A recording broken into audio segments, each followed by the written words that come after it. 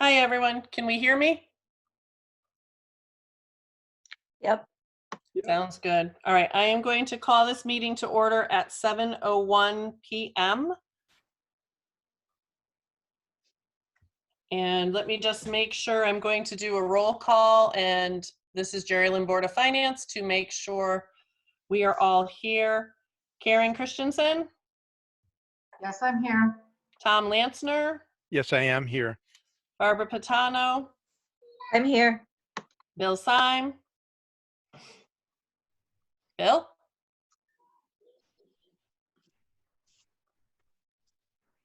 I'm here. Sorry, I had it muted. Okay.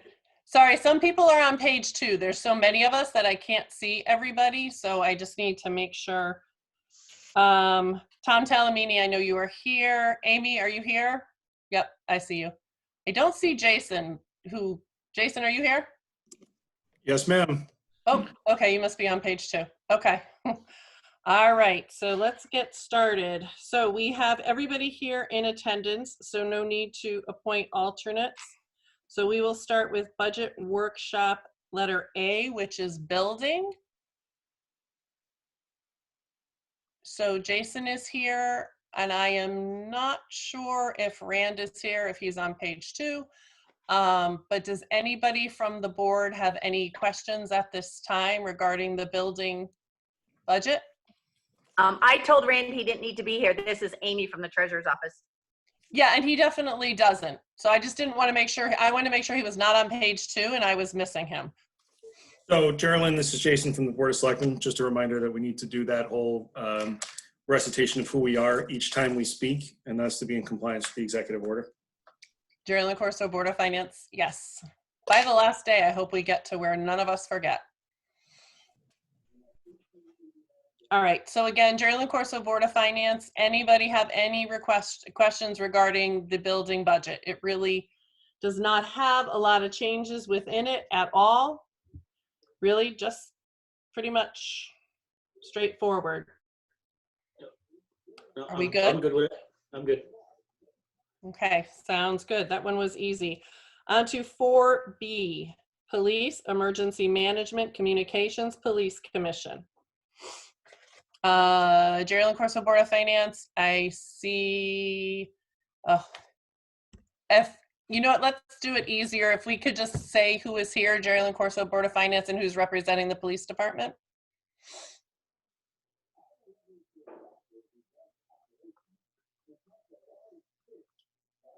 Geraldine Corso, Board of Finance. Jason, you don't have everybody muted, right? This is Jason. I do not. I can unmute those that you would like to have unmuted. So I'm going to ask the chief to unmute his. The deputy is unmuted. Sergeant Lieb is unmuted. And where is Detective Sergeant Carl? There he is. He's unmuted too. So Chief DeMarco, we're still having some problems with you, I think. You're still muted, Chief. There you go. He's good now. I'm good now. Yes, you are, sir. Ed DeMarco, Chief of Police. There's several of us here from the PD. I'll let them introduce themselves. Deputy Chief Roger Hart. Detective Sergeant Matthew Carl. Sergeant Derek Lieb.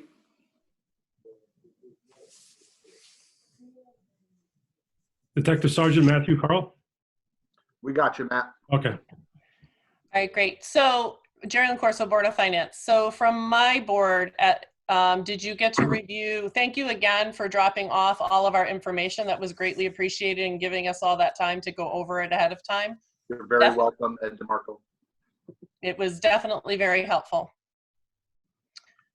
So from Geraldine Corso, Board of Finance, from my board, any questions, comment at this time? And please remember, announce yourself and your board. Karen Christensen, Board of Finance. Just one really quick question. Under professional services, there was a reduction of 14,000, and I remember in your presentation, it said that that actually moved to a different place. Where did it move to? Can you take that, Deputy Chief? Sure, Roger Hart, Police Department. The place it was moved to is the IT line.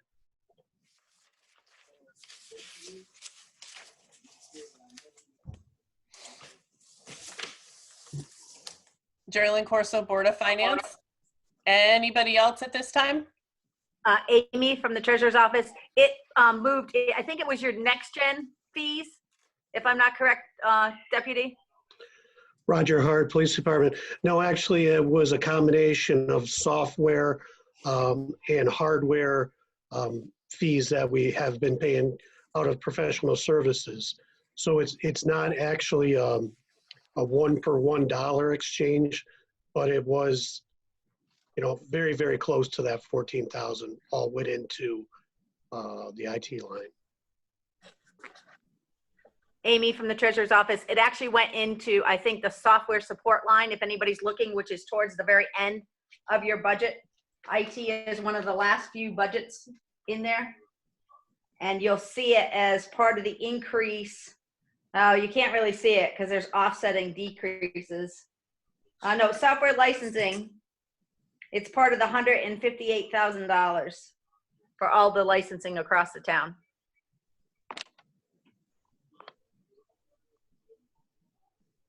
Geraldine Corso, Board of Finance, thank you. Is there anybody else right now from my board with questions, comments? Bill Stein, Board of Finance.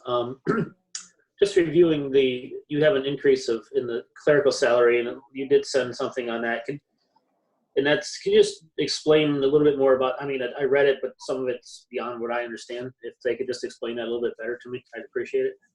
So Ed DeMarco, Police Chief. These are primarily jobs that are all performed by sworn police officers, detectives, and dispatchers. That front section of the technology end of it is done by one of our sergeants, and it's in addition to his patrol duties and his case management duties and going to calls and backing up officers and supervising officers. It's using our next gen, but it's also an enhancement. What we wanted to do is use Power BI and a lot of that stuff that I'm explaining in the top technology part that we don't do to that extent because you need someone who's a little more trained.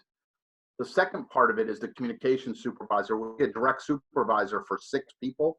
It's the front line of the police department. It's the emergency line, lifeline to police officers. And we need someone for training and quality control and policy development and direct supervision. Some of the other really big jobs are our evidence custodian and training officer, which is currently performed by Detective Sergeant Matt Carl, who's sitting here today, and he supervises multiple MEs, and that's in addition to his duties. A lot of people are subject to state audits.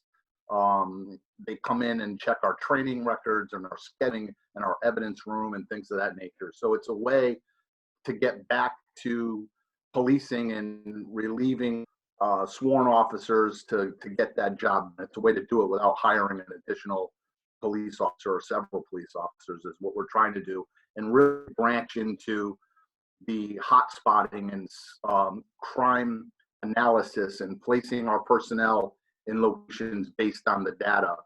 I believe Commissioner Safford would have a little bit to say about some of the analytics of this as well, because she works in that industry.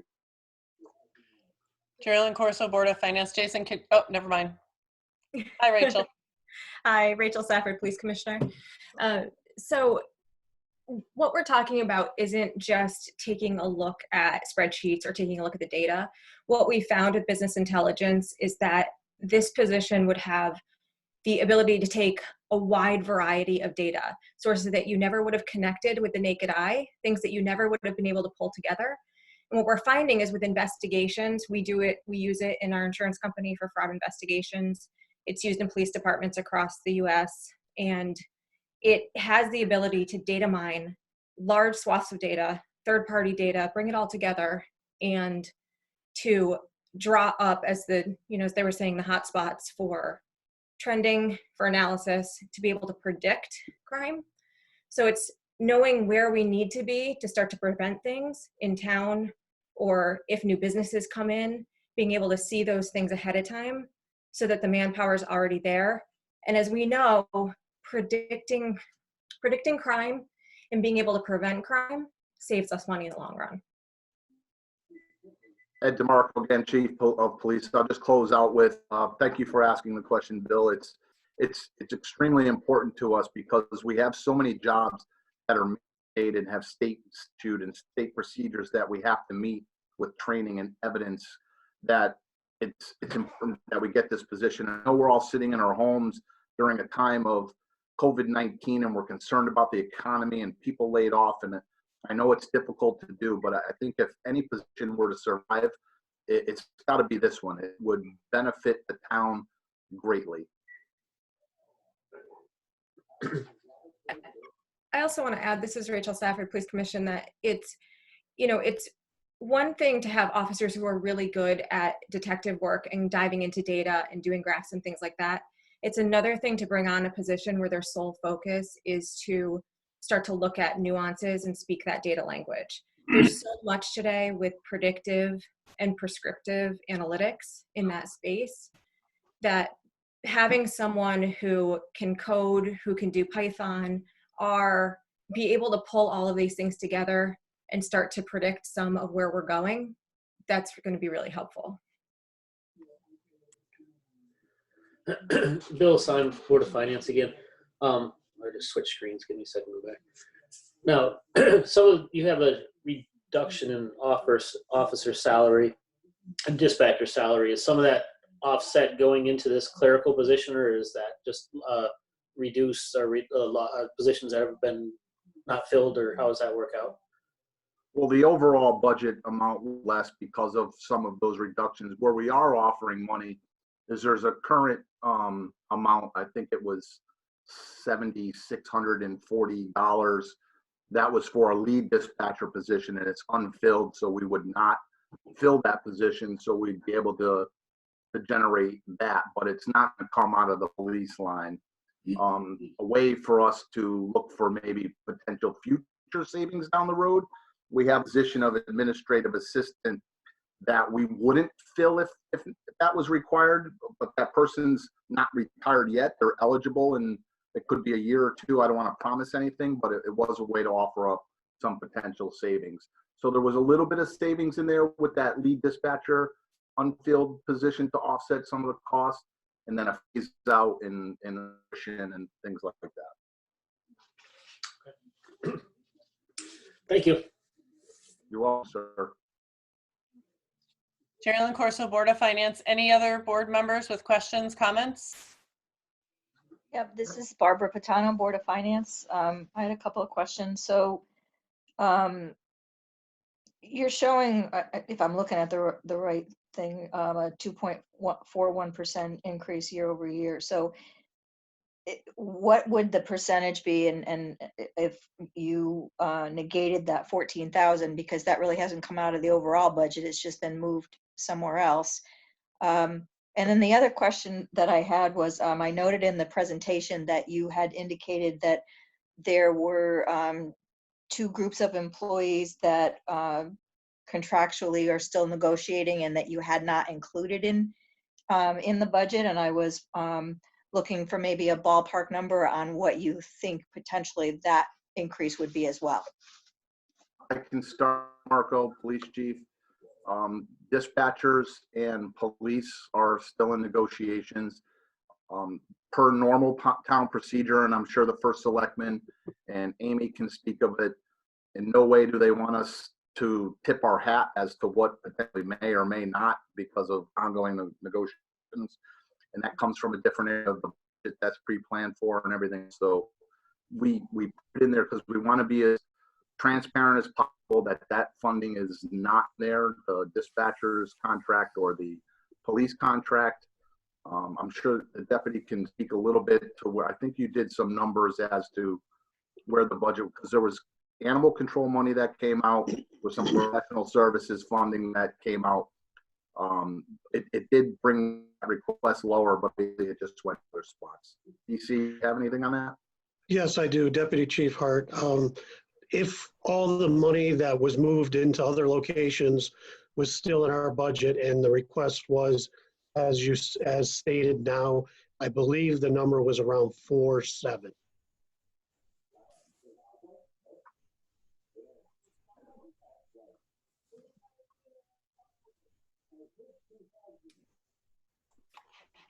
Carolyn Corso, Board of Finance. Are you all set, Barbara?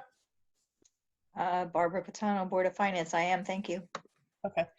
Carolyn Corso, Board of Finance.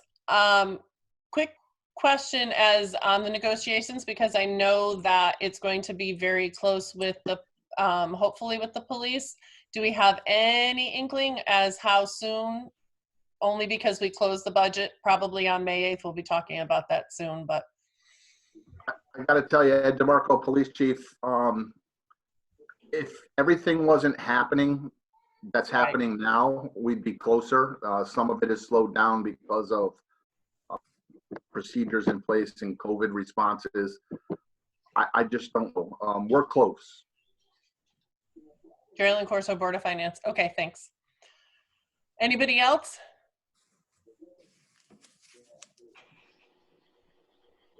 All right. We're all good with that. So we can move on to emergency management.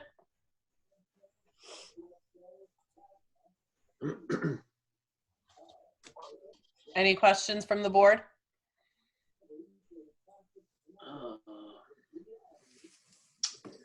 Wait a second.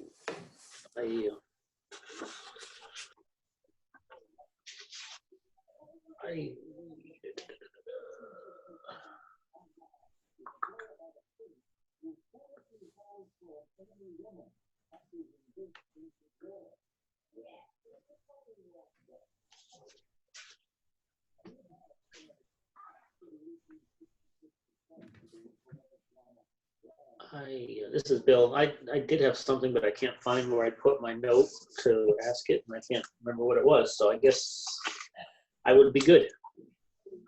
Carolyn Corso, Board of Finance. Sounds good, Bill, Board of Finance. Hi, Tom Lansner. I know Board of at one point- Finance. Yeah, Board of Finance, Tom Lansner. We had talked about the emergency transfer switches at the middle school and high school. Does that come out of this budget? I'll start, and then Deputy Chief Ed DeMarco, Police Chief. So the biggest problem we have are the difference in information we've received from years ago and now. We don't know if those can actually work because of the condition of the building, and here we need, one of the strongest needs that has is going to be a long-term shelter that can operate without power, and I just don't know if those transfer switches are capable to do now. DC? Deputy Chief Hart, Police Department and Emergency Management. Yes, we originally were under the assumption that when we purchased the mobile generator, that and the reason we purchased it is so we could move it from school to school or location to location and use it as we needed, as the situation called for. And we were given information that with a set of jumpers, it would be relatively easy to hook the mobile generator up to any building. So we did purchase the jumpers, and we have those in stock. And then recently we were told that there's no way that we can do that, and that we must purchase a transfer switch. Unfortunately, to answer your question, a transfer switch would most likely be a capital purchase. So this is Jason from the Board of Selectmen, if I could just jump in. This is the use of a generator at a town facility has been something that we've had conversations about between the chief, the deputy, Public Works, and myself. Actually, all of EM have talked about it at one point, but it's something we know we need to get a resolution to. We're just not quite there yet, Tom. We'll get to it. We're going to figure that out, but we don't have a clear answer right now. Tom Lansner, Board of Finance. Thanks, Jason. Just for my understanding, what's a ballpark figure for one of those switches?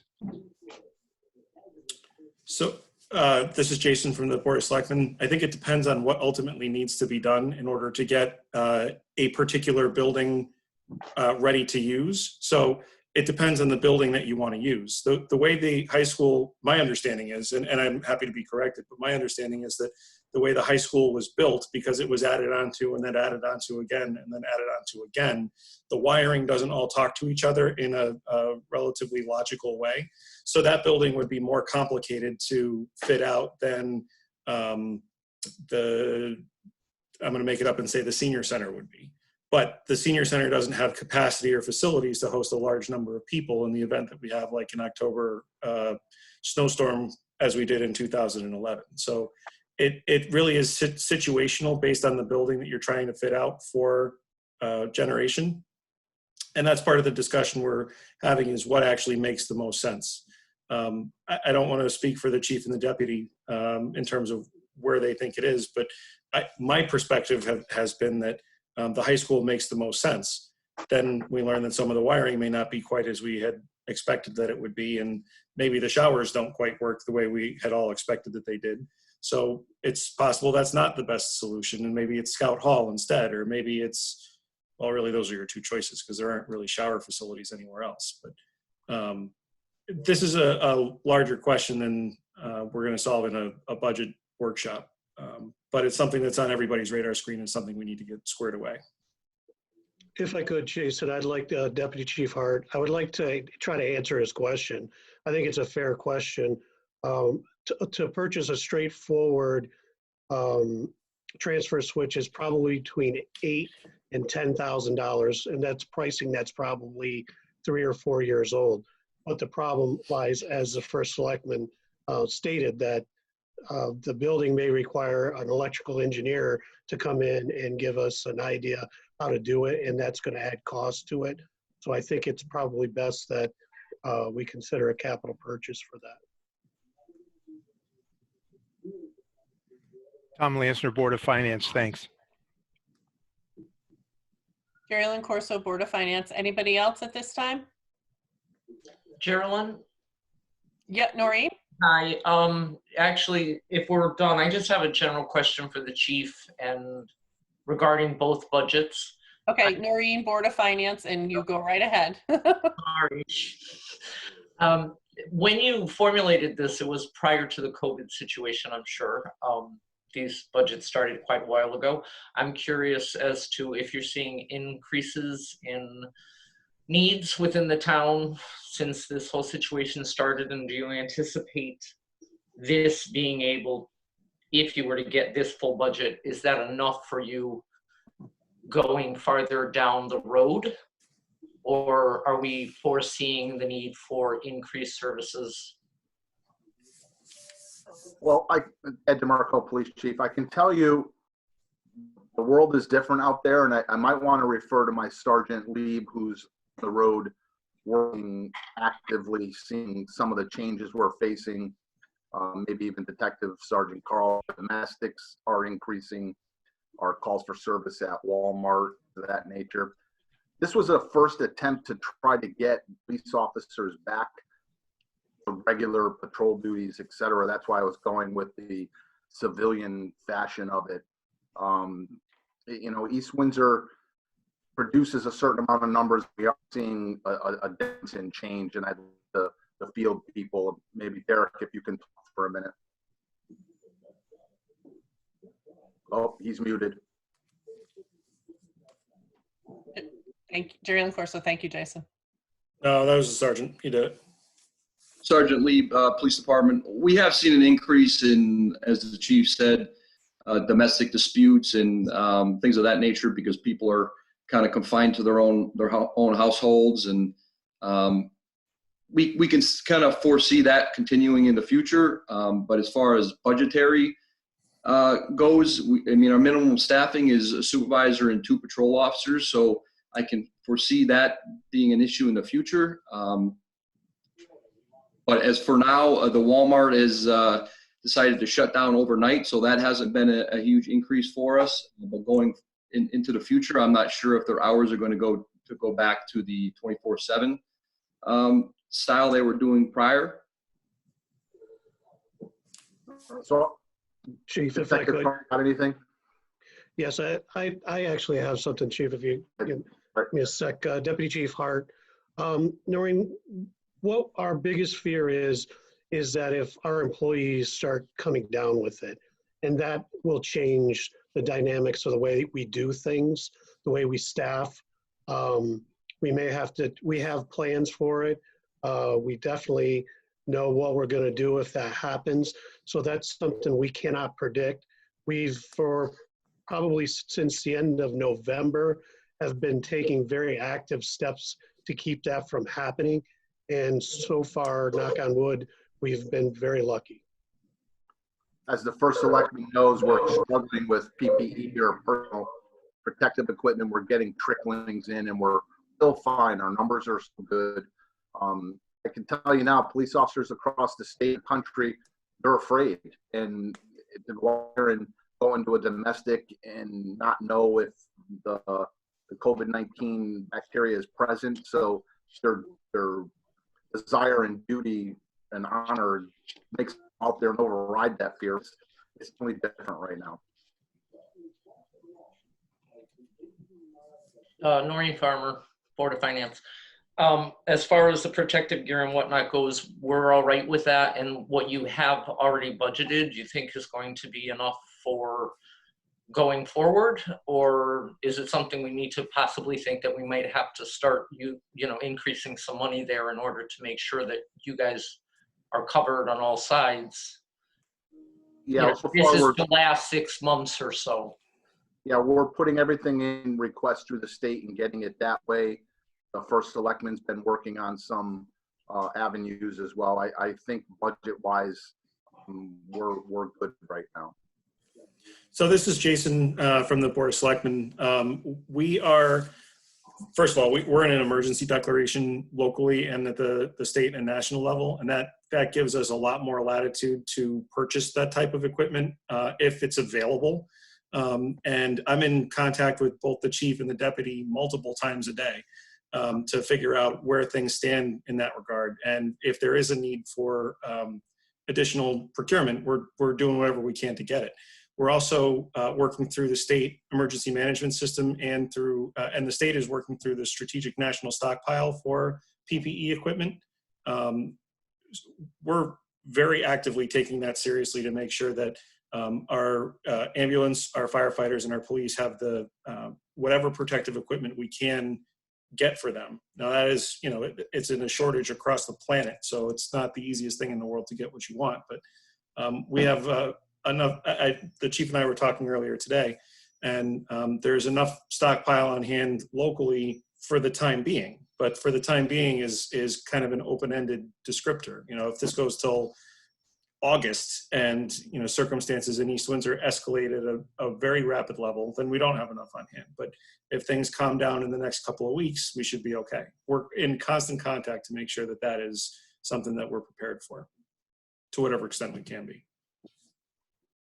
Okay, Jason, it's Noreen, Board of Finance. So as far as the state of emergency declarations and whatnot go, as time progresses, is there going to be money that we need to come up with for some of the stuff, or is the state going to fund it to us? So this is Jason from the Board of Selectmen. A couple of points on that. Under the emergency declaration, we can spend quite a bit out of the undesignated fund balance to cover those expenses. That's the upfront costs. Deputy Chief Hart is working on compiling whatever our reimbursement request is going to be from FEMA, and we anticipate sooner or later that we might see reimbursement up to as much as 75% of what we're outlaying for COVID-related response. So we have the opportunity now to pay upfront for the things that we need, and we're doing everything that we can in order to document a recovery of that money down the road. Now, down the road might be 18 months or 2 years, but it still is something that'll ultimately come back. In the meantime, we're spending whatever we need to in order to make sure that we're as prepared for this as we can be and that people are safe in doing their jobs. Amy turned up the limit on the credit card. Noreen, Board of Finance. I just want to make sure that we're, forward thinking and not you know, because this could be with us for a while. We really have absolutely no idea. And if things escalate, I just want to make sure we're, you know, it's on the forefront of everybody's brains that we're not just focusing on what's absolutely needed anyways, but that we put this into our thought process, that we could have escalating costs, escalating issues, escalating whatnot coming at us in the next 6 months. So that was just where I was going, hope, you know, heading that direction.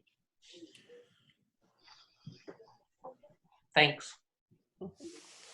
Jerry Corso, Board of Finance. Thank you, Noreen. Anybody else right now? All good?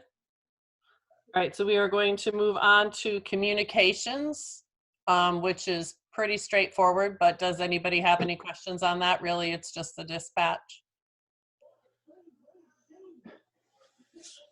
All right, so move on to Police Commission.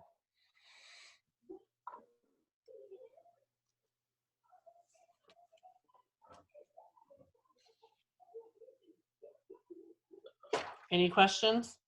Anything out there? I mean, it's pretty straightforward again. All right, looks good. Before I close, does anybody have any other questions of police, emergency management, communications, or police commission? Bill, Board of Finance, just want to thank the chief and his crew for putting together the presentation they put together for us. It was very helpful and very well done, and I appreciate the time you put into it. Thank you much for that hard. Maryland Corso, Board of Finance, anybody else? All right, thank you very much to everybody. We're gonna move on to 4C, which is Broadbrook Fire Department. And because I have 2 pages, please just let me know who is here. Do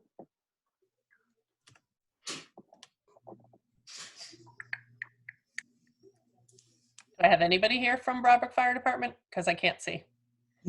Chief Arcari, this is Jason from the Board of Selectmen. Chief Arcari is listed as in the room and he's not muted. I'm here. Oh, there he is. Hello. Jerry Corso, Board of Finance. Okay, so does anybody have any questions regarding Broadbrook Fire's budget from the board?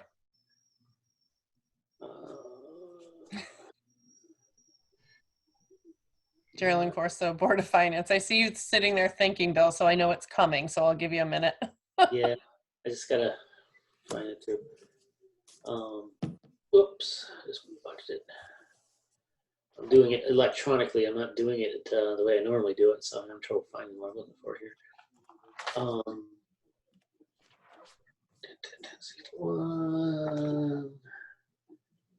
Geraldine, Amy from the Treasurer's Office, I'll just share that they did ask for $60,000 in additional staffing to get a couple more guys, a couple more nights a week, and that has been removed along with the incentive tied to that. So the total that was removed was $65,000 out of their request. So it really leaves them just a $3,000 increase with 3 different lines getting $1,000 and nothing else. Jerry Corso, Board of Finance. Right, so that's just the supplies and equipment, the education and dues, and the fire vehicle and gas. Correct me if I'm wrong? You're correct. Amy from Treasurer's Office. Jerry Corso, Board of Finance. Thank you. I'd like to, Chief Arcari, put my ear about these 3 guys at night. I'd like to increase to 5 nights a week. Jerry Corso, Board of Finance. Chief, for some reason we can't hear you. You're not coming out really clear on the audio. Okay, Chief Arcari, we're working on it. Any better? Still, Jerry Corso, Board of Finance. Really can't hear you still. I don't know what else to say, Chief Arcari. Jalen Corso, Board of Finance. Jason, is there a way to just call in and speak versus speak on the computer? Because it sounds like it might be the microphone on his whatever he's using. I think he is. This is Jason from the Board of Selectmen. I think he is on a phone. Oh, No, we're not on the phone. Jalen Corso, Board of Finance, but we can hear you now. Whatever you did, you were clear when you said you were not on the phone. Chief Arcari, is that better? Much better. There you go. Okay. I turned the computer a little bit. Perfect. Go right ahead. Okay, as far as the Chief Arcari, the $60,000 goes for the 3 additional nights. It's for 2 men for 3 additional nights, so we can have 5 nights of coverage from 10 to 6 in the morning. As you know, the volunteers are getting less and less in this town every year, and they're getting older and older. And we do have a fair share of calls at night, and a lot of the guys, you know, the nuisance calls that come in, like the fire alarms, which we have several, you know, over the course of time. Guys aren't getting out of bed for them because they got to go to work the next morning. Like myself, I have to get out of bed at 4 o'clock in the morning to be to work the next morning. So if a fire alarm comes in that we keep going to, you know, guys don't always go to them. So with the 2 guys at night, it kind of covers, you know, it gives me 2 guys at night that I know are going to be around. So I was hoping the board would reinstate that money back into the my budget.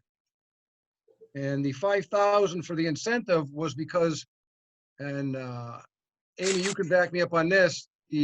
Once you become a paid fireman, the night shift, or even the guys that work part-time during the day, you cannot volunteer anymore. You have to get paid an hourly stipend, which has to come out of the incentive program. That's why we upped the incentive program this year, because we're new at doing this, so we're not sure where we're going to end up at the end of this year.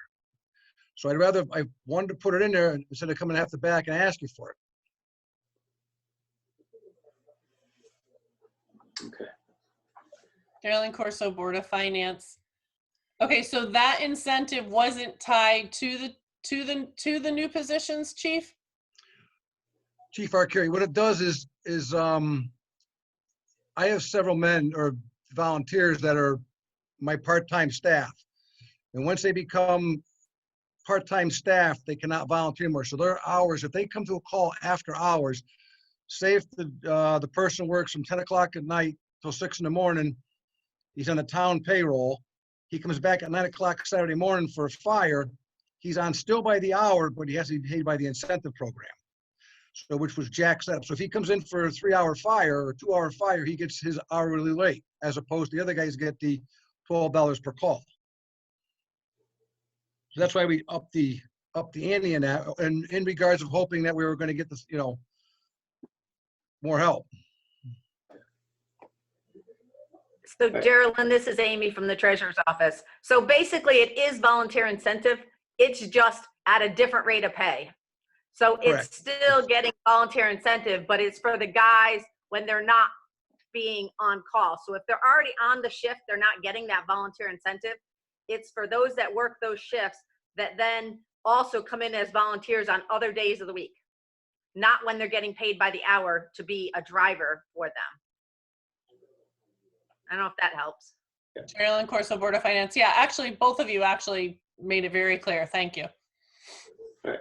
This is Bill, Board of Finance. Just looking, and this is a question for the chief. Now, you requested an additional $60,000. Once it went to the first selectman, he reduced it to 160, which was basically one position, I would assume. Is it one of those things that you need you can't have one person, you have to have 2 people, or so it's either 60 or 0, or is it the 30 a benefit or not? Chief Arcari, anything is a help. We run 2 guys at night because in any, you know, it's, if you have one person in the firehouse at night, he comes back from a call, he falls and bangs his head, or he's by him, you know, he's nobody there to see what happens to him. Plus, when they go to medical calls, you need to have 2 guys to go to calls. You know, and the night shift, going back a few months, we had a fire at Mill Pond a few months ago, and we had the night shift working, the 2 guys, and our response time probably was cut like 3 or 4 minutes of getting the rest of the guys here, because you only need 3 guys to show up still the truck. And we had that fire knocked out. The time we got toned out to the time we went under control was 17 minutes for a working fire in an apartment. So those two guys do prove themselves, those two positions. Bill, Board of Finance, thank you. Geraldine Corso, Board of Finance. Any other questions? Anybody, Board of Finance? Comments? Any other comments, Chief? I'm also, Chief Arcari, thank you. No, I'm all set. Geraldine Corso, Board of Finance. Okay, so if there's not any other questions, we'll go on to Warehouse Point. All good? All right, so we're going to move on to 4D, Warehouse Point Fire District. Geraldine Corso, Board of Finance. Is everybody unmuted? I see Mr. Bart, right? Oh, this 2-page thing is crazy. So could whoever's here with Warehouse Point, if you could just announce yourself. Chief James Martin. Okay, anybody else? All right, so we are all good. So from a Board of Finance perspective, is there any comments on to what's been given to us from the selectmen?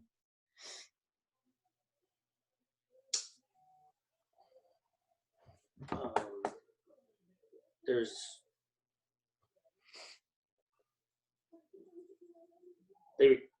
Bill, Board of Finance, the request was for 627 and that was removed.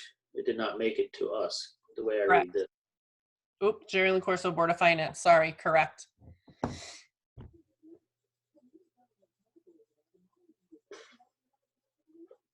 Bill, Board of Finance. I know no resolution has been done on the town side on this, and again, it's coming to us as a, well, it's not really coming to us, I guess, this year.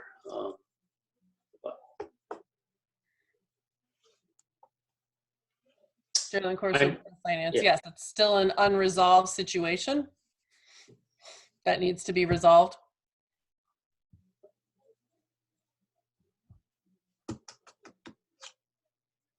I mean, like I said, Bill, Board of Finance, I understand where they're coming from, but again, it's, I said it last year, and I guess my comment is again this year, it's not up to the Board of Finance to fix the problem. I mean, with a proper resolution. Geraldine Corso, Board of Finance. And I guess the frustrating part is too, is we can't put it out there with anything in it because we don't have even the opportunity this year to put it out to the taxpayer, which is the ultimate in frustration.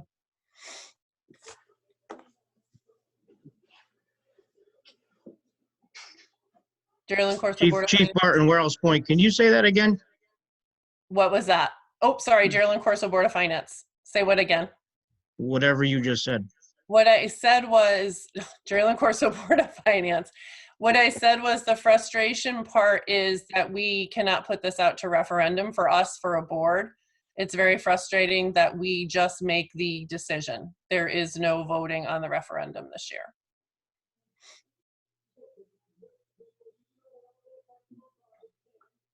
Geraldine Corso, Board of Finance, are there any questions though, comments? And Chief Barton, feel free, if you'd like to say something, just go right ahead. This is No, Barbara. I don't have anything. Oh, go ahead.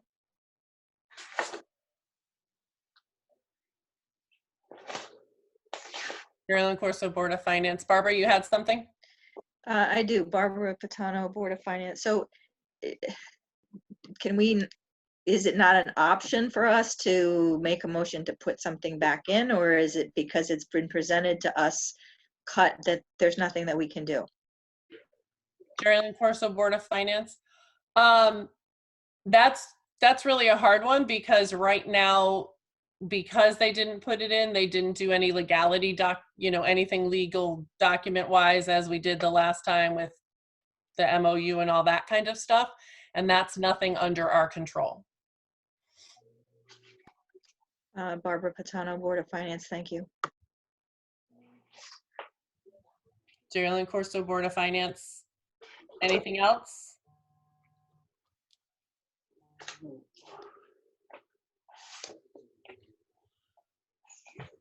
All right. So that is everybody for Geraldine Corso Board of Finance. That is everybody for this budget workshop. I do want to call on Jason if he could, because we are going to have a little bit of a change to our schedule due to the executive order. So I'm going to turn it over to Jason right now. Sure, this is Jason from the Board of Selectmen. So I talked a little bit last time about the governor's executive orders 7B, 7C, and 7I, and how those will impact the municipal budget process this year. You guys asked the Board of Selectmen to avail ourselves of the option that's afforded in one of those executive orders to extend the budget process by up until May 8th.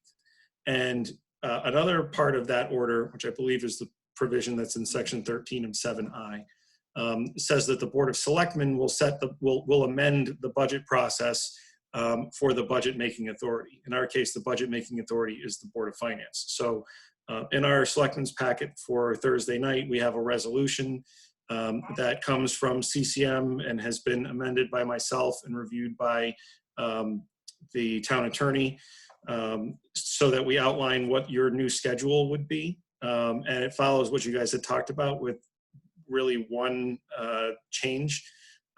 So the resolution is prospective only, so it's going to affect anything after Tuesday or after Thursday night. So there would be a public hearing and a budget workshop on on April 8th. There would be a budget workshop either before or as part of your regular meeting on April 13th. And on May 6th, not May 8th, because May 8th is a Friday, but on May 6th, we would do another public hearing, a budget workshop, and the vote to set the budget and the mill rate. That's what is outlined in the resolution that the selectmen will consider on Thursday night.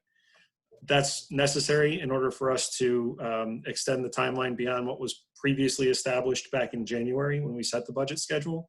So I just wanted to share with you kind of the machinations, the left foot, right foot stuff that we're doing to accommodate your request to extend the time period, and letting you know that in order to do that, I need to outline what the schedule is. You guys don't have the leeway really to play around with that. So we're setting what your schedule is going to be for the remainder of the process. That was on advice of council, but I just wanted to make sure you all were aware of that ahead of us adopting the resolution on Thursday evening. Are there any questions about that? Bill, Board of Finance. It's not so much a question about that. That's perfectly fine, and if it's all legal, it's legal, and that's good. My question is, and part of my reason for trying to push this a little, back some more, and I did see some emails go out on the health insurance. We hopefully by that time we'll have a better feel of where we're going to be before we put a final budget number between you and the town side and the Board of Ed side, possibly. So this is Jason from the Board of Selectmen. On the point of health insurance, I have a couple of updates. I think last we spoke, Amy and I shared that we had met with the Board of Education, well, with the superintendent and with Lori Slate, as well as One Digital, which is our healthcare consultant. And we are meeting again Thursday. The results from the open market came back, and not surprisingly, the state prevention partnership was far and away the most affordable deal. So I've sent an email to town staff notifying them that we're going to make that change, and that they, through their union representatives, have until I think April 7th in order to notify me if they feel a need to negotiate it. But that's where the town is going, and we're encouraging the Board of Education to do the same. I think they will. So there's going to be some savings there. I know this afternoon Amy was swapping emails with one of the people at the insurance consultation firm to figure out what the new budget number is. I'm not sure that she's got that nailed down quite yet, because we don't have a sense of necessarily of who's going to jump back on. But we certainly will be able to provide that to you as part of the budget process. Bill, Board of Finance, I appreciate that. Thank you. This is Amy from the Treasurer's Office. My hope is for our, I think, Thursday night meeting, we have a general discussion after we get done with the groups that haven't gone yet. I think the end of it is a general budget discussion. So that would be one of the things we could talk about then. I will have numbers by then for you. And I don't know about the Board of Ed. They have the same numbers we have, so they should be able to come up with numbers for you also. There is, which I sent around, there is a, they have another swap that 24% that we talked about last week with their meeting. The math was correct. It really was 24%. But what their answer back is that it's a swap between the general fund budget and the special revenue budget. So their grants, the people who are not in their general fund, which I thought we took care of last year. So I do still have more questions. But so the 24 is really what they're putting their general fund budget at, but that's based off a 16% renewal. Jerry Lynn Corso, Board of Finance. Okay, well, definite a question. As I said, we have a discussion after April 2nd's budget. So I think that's when we have to get all of our questions together for anybody who we've seen presentations from so that we can get answers back to anything that we have. So I would recommend that on the 2nd, that as we discuss and as we go through everything, we get together all of our questions so that we can send it out to the correct entities and get our answers so that we can tie up any loose ends and be ready for our public hearing on April 8th. One thing we did discuss today, Amy, and with Jason, and I want to kind of hope my board is on board, but is getting that mailer out as soon as we solidify a budget, like as Bill mentioned on April 8th, hopefully having the budget that we anticipate it to be, so that for the next public hearing on May 8th, that we can get that flyer out, that budget flyer that we talked about, so that we might not be able to have people come to us and we might not be able to send it out to referendum, but it can go out to every household and they can get back to us, whether it's by email, whether it's by snail mail, whether it's by a phone call to town hall, to one of us, whatever, just to get to as many people as humanly possible to get as much feedback as we can, because we are stuck with this process. Go ahead, Jason, I see your hand. So this is Jason from the Board of Selectmen. The other thing I want to share with you in terms of timing is I'm participating in these emergency management calls with the administration and statewide EOC, as are the chief and the deputy chief. We're on those 2 or 3 times a week. And in yesterday's phone call, something that came up with a number of my peers and that I reiterated to the Lieutenant Governor today is that because the budget process has been affected by these executive orders and by circumstances preventing us from going through the usual channels, it would be really, really helpful if we could get Department of Labor statistics for either the town of East Windsor or broken down by zip code, whatever way they're able to process that in a timely enough fashion so that you all will have that before you have to vote on a budget. And in the call yesterday, the governor suggested that that was a completely reasonable request and something that they would be able to accommodate. So I talked to the Lieutenant Governor about that today, and I followed up with the Commissioner of Labor today to inquire about the availability of that information. So that's also something you guys should have available to you, certainly by May 8th, if not before. Geraldine Corso, Board of Finance. Any other comments, concerns, questions? Bill, Board of Finance, and I know we haven't talked about it yet, but, and I don't know when we want to, but we haven't talked about the revenue side yet. And I mean, I know it's on the page that was to start with, but I don't know if Amy has any, sometimes we have some changes, it's, we've been talking expense, but we haven't really talked about revenue side at all yet. And I think we're gonna do that the next meeting or the one after that, but I don't know if there's anything that we could just update real quick on that or go over real quick on that. Geraldine Corso, Board of Finance, go ahead, Amy. So this is Amy from the Treasurer's Office. 2 things. One, I don't know if I can get it printed. I'm not sure printing is one of the essential businesses. So I'm not sure that a mailer, other than electronically going to everybody, is going to be possible or not. Because if I don't have a printer or a bulk mailer to do it, I don't know that that's going to happen. So that has to be on my to-do list tomorrow. So, and secondly, so revenues right now, it is the grand list as it got approved before the Board of Assessment Appeals numbers. I think it's February 1st that we get those numbers. That's the grand list now at the current mill rate. But the only thing that was different was last year we used 500,000. We increased it trying to lower the tax impact. We increased the use of fund balance from 450 to 500. I put it back in at 450. So that would be something, but it is on Thursday's agenda along with some other smaller groups and public works and the social services aspect or community services aspect of our budget. But debt service, revenues, and then budget discussion are all on Thursday's agenda. Bill, Board of Finance again. Last year for 2000, whatever it was, 18, 19, or yeah, I guess it's 18, 19.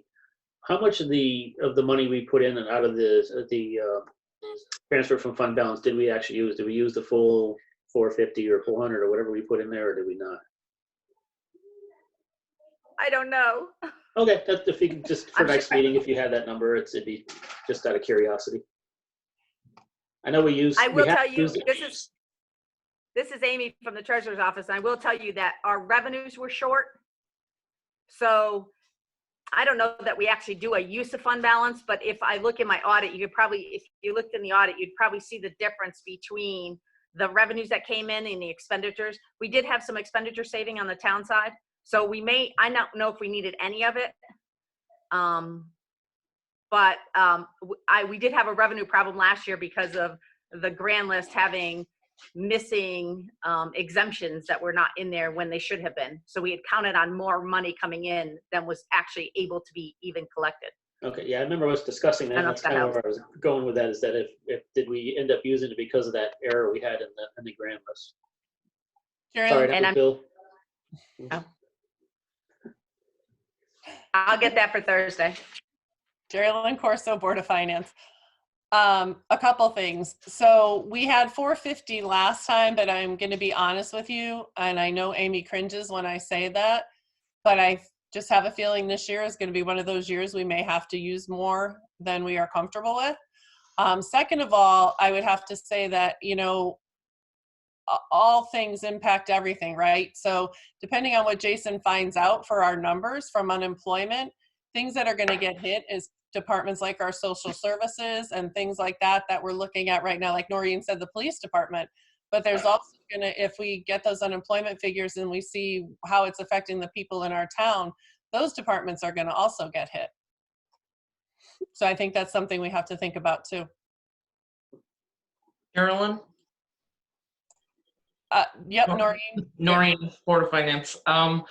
Just to touch on that, after we, the Board of Education meeting, and I started looking through numbers, and I know it's nowhere anybody wants to go, but you know, as things progress, the schools very well may be out of school for a much longer duration than expected, which has an impact on our kids, educationally and whatnot. And I'm concerned, again, like the police department, they did their budget pre-COVID. And I'm wondering if we should possibly have a conversation with them about things that they may be foreseeing are happening based on what they're dealing with right now. As far as increased need for more tutoring because these kids are going to be out of school for a long time. Our special ed kids, they've got to meet certain things.